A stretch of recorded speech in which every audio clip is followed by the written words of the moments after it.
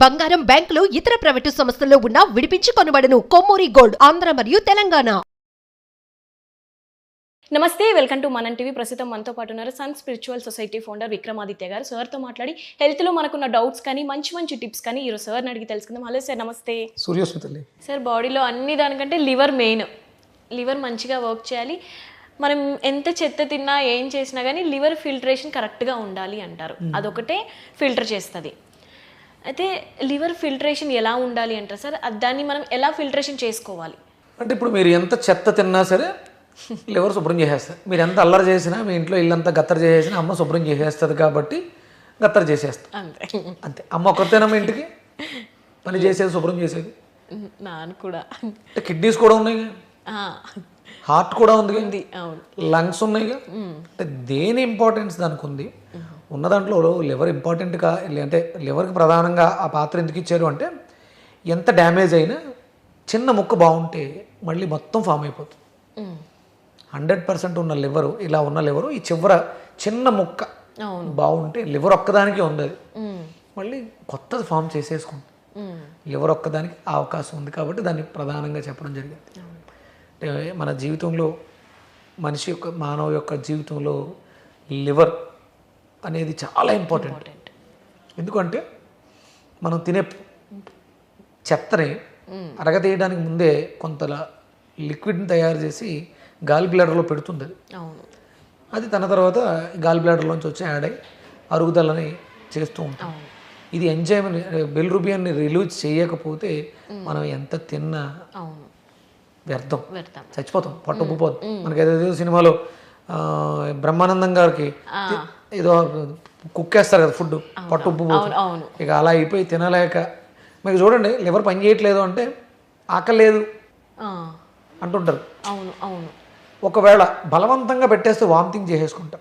లివర్కి ఉన్నటువంటి కెపాసిటీ తనకి నచ్చని పని చేస్తూ ఉంటే ఫుడ్ని ఇంటేక్ చేయనివ్వదు. మీకు ఫీవర్ వచ్చినప్పుడు ఎప్పుడైనా మిమ్మల్ని నాలికని అబ్జర్వ్ చేశారా? చేదుగా ఎందుకు ఉంటుంది? చేదుగా. చేదు ఎవరు చేశారు? చేదు ఎక్కడి నుంచి వచ్చింది? కాకరకాయ తిన్నారా? మెంతులు నోట్లు వేసుకున్నారా? లివర్ ఒక ఎంజైమ్ని పంపించింది నాలిక మీదకి, గేట్ వేసింది. అంటే రుచిగా లేకపోతే తినం కాబట్టి చేదుగా చేసింది. ఒకవేళ అయినా సరే చేదుగా ఉందమ్మా, ఆకలి అవుతలేదు, నేను తిన్నా అన్నాను అనుకోండి, కుక్కేసారు అనుకో, లోపలికి వెళ్ళిన తర్వాత లివర్ బయటికి గెంటేస్తుంది, వామిటింగ్ రూపం. అయినా సరే ఓ ట్యాబ్లెట్ వేసేసి ఇది వాంతులు ఆగడానికి జోఫర్ అనే ఇంజెక్షన్ కానీ ట్యాబ్లెట్ వేసేసాం అనుకో, ఇమీడియట్గా దాన్ని టర్న్ చేసేసి లార్జ్ ఇంటెస్టిన్స్ ద్వారా బయటికి మోషన్స్ రూపంలో పంపించేస్తాం. ఇవన్నీ లివర్ చేస్తూ ఉంటుంది. లివర్కి ఆ కెపాసిటీ ఉంది. ఎందుకు సార్, ఎందుకు పాడవుతుంది అంటారు లివర్? అదే మీరు చెత్త పెట్టేశారు, చెత్తతో నింపేశారు. అదేమనుకుంటుంది అంటే ఇప్పుడు నేను ఈ చెత్తనంతటిని శుభ్రం చేస్తే నేను హ్యాపీగా ఉంటాను కాబట్టి గేట్ వేసింది. ఫస్ట్ నేను పని చేసుకోవాలంటే ఇప్పుడు ఈ గది శుభ్రం చేయాలమ్మా, తలుపు తీసుంది, వస్తూ తిరుగుతూ ఉన్నారు, నువ్వు శుభ్రం చేసుకోవడం అవుతుందా? నువ్వు శుభ్రం చేస్తుంటే వచ్చేది వస్తూ ఉంటుంది. సరే, ఇది పక్కన పెడితే ఈ శుభ్రం చేసేది పక్కన పెడితే ఇంకోటి ఏదో వేసేస్తున్నారు ఆ పక్కన. నీ కాన్సన్ట్రేషన్ అంతా ఎక్కడ ఉంటుంది? ఎక్కడ ఉంటుంది? అక్కడ ఉంటుంది. అంటే ఇప్పుడు ఇక్కడ వేస్ట్ మెటీరియల్ కొంత ఉంది, పాడైపోయింది, ప్లస్ మళ్ళీ వేసేస్తున్నారు. ఇప్పుడు దీని గురించి ఆలోచిస్తే అది కూడా వేస్ట్ అయిపోద్దని చెప్పేసి మళ్ళీ దృష్టి దాని మీద పెట్టాలి. కాబట్టి గేట్ క్లోజ్ చేసింది ఫస్ట్, తినొద్దు అని చెప్పింది. అయినా ఇన్ని జరిగినా సరే నువ్వు వినలా. చేదుగా ఉన్నా సరే కుక్కేసావు, వాంతులు అవుతున్నా సరే ఆపేసావు, మోషన్ అవుతుంటే ఎంట్రోకెనల్ ట్యాబ్లెట్ వేసి క్లోజ్ చేసావు. అప్పుడు దాన్ని తీసుకెళ్ళేది జాండిస్ అనే దాన్ని బయట తీసుకొచ్చింది. కళ్ళు పచ్చగా ఒంట్లో ఉన్న వాటర్ అంటే ఫీవర్ వచ్చినప్పుడు చూసి తినాలి అంటారు. లంకణం పరమౌషధం తినకుండా ఉండాలి. అది ఫీవర్లో ఉన్నప్పుడు శుభ్రంగా, ఇప్పుడు తెల్లవారుజాము 4 గంటలకు వెళ్ళి మండి బిర్యానీలు అయితే తింటున్నారు కదా, అలా తినేస్తే ఒక వారం 10 రోజుల్లో బయటకు వస్తాయి జాండీస్. ఆ జాండీస్ మీద కూడా ఇంకొక ప్లేట్ బిర్యానీ తినేస్తే సరిపోద్ది. ఇక ఏ రోగమో రాదు, క్లియర్, మొత్తం అకౌంట్ క్లోజ్. చాలా జాగ్రత్త ఉండాలి జాండీస్ వచ్చినప్పుడు. అంటే లివర్ చాలా ఇంపార్టెంట్. ఇప్పుడు ఫ్యాటీ లివర్ సిరోసిస్ ఇప్పుడు ఎక్కువ ఉంది, లివర్ క్యాన్సర్. అంటే సమస్యని క్యూర్ చేయకుండా సమస్యని సప్రెస్ చేస్తూ ట్యాబ్లెట్ వేసి LIV-52 మనకి లివర్కి సంబంధించిన ట్యాబ్లెట్లు వేసేసి పని చేయిస్తే ఇక పని చేయడానికి వీలు లేని స్థితికి వెళ్ళిపోతుంది లివర్. చాలా ఇంపార్టెంట్. లివర్ని మన చర్మ వ్యవస్థ, మన అత్యంత పెద్దది హ్యూమన్ బాడీలో అత్యంత పెద్దది ఏది అంటే చర్మమే. దాని కంట్రోల్ అంతా కూడా లివర్ మీద ఉంటుంది. మీకు శరీరంలో గ్లో లేదు, పిగ్మెంటేషన్ ఉంది, లేకపోతే బొల్లు ఉంది, సోరియాసిస్ ఉంది, డాండ్రఫ్ ఉంది, మచ్చలు ఉన్నాయి. ఇవన్నిటికి ఒకే ఒక్క గేట్ లివర్. లివర్ బాగుంటే ఇవన్నీ బాగుంటాయి. కానీ ఫుడ్ మీద చెప్తారు కదా సార్, అంటే ఫుడ్ మంచిగా తీసుకుంటే స్కిన్ బాగుంటుంది, అది ఇది అని హెల్త్ బాగుంటుంది. అందుకని లివర్కి ప్రెజర్ లేదు. లివర్కి కావాల్సిన ఎంజైమ్స్ అన్ని మనం తీసుకునేటువంటి లీఫీస్, ఆకుకూరల్లో ఉన్నాయి, వెజిటబుల్స్లో ఉన్నాయి, ఫ్రూట్స్లో ఉన్నాయి. విటమిన్ సి కావాలి లివర్ బాగా పనిచేయడం, విటమిన్ ఏ కావాలి లివర్ పనిచేయడం.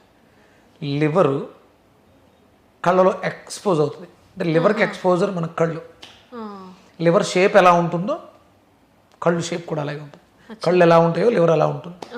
మీరు లివర్ని మధ్య కట్ చేసి ఇలా విడదీస్తే 2 కళ్ళు వస్తాయి. అవునవును. కిడ్నీ ఎలా ఉంటుందిగా, కిడ్నీని కట్ చేస్తే ఇలా విడుతుందిగా, 2 చెవులు అవుతాయి. చెవులు, ఊపిరితిత్తు, ముక్కులు. లివర్కి కళ్ళు, కిడ్నీలకి చెవులు, ఊపిరితిత్తులకి ముక్కు, స్ప్లీన్కి పెదాలు. అంటే ప్రతి ఆర్గాను ఫేస్లో ఎక్స్పోజ్ అవుతుంది. ఫేస్ బాగాలేదు, బ్రైట్గా లేదు, మచ్చలతో ఉంది, బాగా అన్నీ చూస్తే లోపల ఆర్గాన్స్ ఏదో ఉంది అని చెప్పేస్తుంది. అంటే జనరల్గా మనకి లివర్ పాడైందంటే మొదటిగా కనిపించే లక్షణం ఇదేనా సార్? కళ్ళు, చూపు తగ్గిపోతుంది, చూపులో చేంజ్ వస్తుంది అని. ఇప్పుడు డాక్టర్ దగ్గరికి వెళ్తే ఇలా చూస్తాడు, ఏమర్థం అవుతుంది? ఏదో చూస్తాడు, గీతలు. లివర్కి ఎక్స్పోజర్ కళ్ళు కాబట్టి అక్కడ చూస్తారు, రక్తం ఎంత ఉంది, ఇవన్నీ అందులో తెలుస్తాయి. అంటే లివర్ పని చేస్తుందా లేదా, ఎంజైమ్స్ రిలీజ్ చేస్తుందా లేదా, అరుగుదల బాగుందా లేదా అనేది మనకి లివర్లో తెలుస్తాయి. లివర్ బాగుండాలి, లివరే ఇంపార్టెంట్. అంటే ఫుడ్ పైనే ఉంటుందా సార్? అంటే లివర్ కంపల్సరీ జెనెటికల్గా లివర్కి ఏదైనా సంబంధం ఉంటుందా? అంటే మనకి హిస్టరీలో ఏదన్నా ఉంటే? హిస్టరీ అనేది తప్పమ్మా. హిస్టరీలో ఉంది, మా తాతకి ఏదో జబ్బు ఉంది, నేను పుట్టిన వెంటనే రావాలి కదా, కొంత తర్వాత ఎందుకు వచ్చింది? అంటే ఈ మధ్య అన్ని కూడా జెనెటికల్ పైనే పెడుతున్నారు కదా సార్. అంటే పెడుతున్నారు. అది శాస్త్రం ఏమైనా చెప్పిందా, వేదం ఏమైనా చెప్పిందా అనేది చూడాలి. ఇప్పుడు డయాబెటీస్ వ్యాధే ఉంది, ఇప్పుడు బాగా ఎక్కువ ఉంది, 70-80% ఉంది. మరి పూర్వం రోజుల్లో డయాబెటిక్ పేషెంట్స్ ఎక్కువ లేరు ఎందుకు?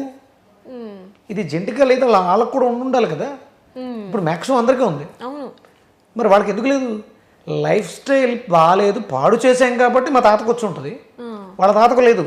మా తాతకు వచ్చింది అంటే మా తాత లైఫ్ స్టైల్ బాగాలేదు కూడా ఆయనకు వచ్చింది. అంటే జెనెటికల్గా దానికి వారసత్వ సంపద అనుకుంటాం. మా తాతని నేను అన్వయించుకుంటూ, మా తాత టాపు, మా తాత తోపు, అర్ధరాత్రులు తాగేవాడు అని నేను కూడా తాగితే ఆయన నుంచి వారసత్వంగా నాకు అలవాట్లు వచ్చినాయి. ఆ అలవాట్లతో పాటు ఆయన తెచ్చుకున్నటువంటి డిసీజెస్ నాకు కూడా వచ్చేస్తాయి. ఇది జెనెటికల్ కాదు, వారసత్వం. జెనెటికల్లే, వారసత్వం కాదు లైఫ్ స్టైల్.